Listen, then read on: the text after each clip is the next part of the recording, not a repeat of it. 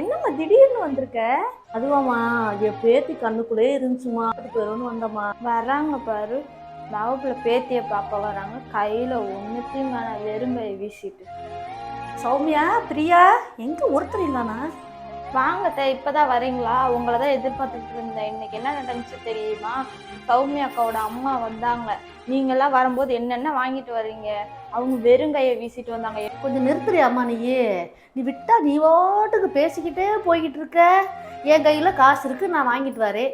உங்கள் mummy daddy வந்தாங்கன்னா அவங்ககிட்ட காசு இருக்குது, வாங்கிட்டு வராங்க.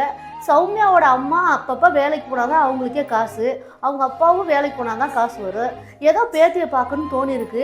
கையில் காசு இல்லைன்னா பரவாயில்ல, நம்ம பிள்ளைய போய் பார்த்து வந்துன்னு வந்திருப்பாங்க. அதில் என்னம்மா தப்பு இருக்குது? எது வாங்கிட்டு வந்தால் தான் உறவா? அப்படி இல்லைன்னா இல்லையா? இந்த மாதிரிலாம் பேசாது. முதல்ல அடுத்தவங்க மனசை புண்படுத்தாமல் அடுத்தவங்ககிட்ட என்ன நடக்குன்னு பார்க்காம போய் ஓ வேலையை பாருமா, போ.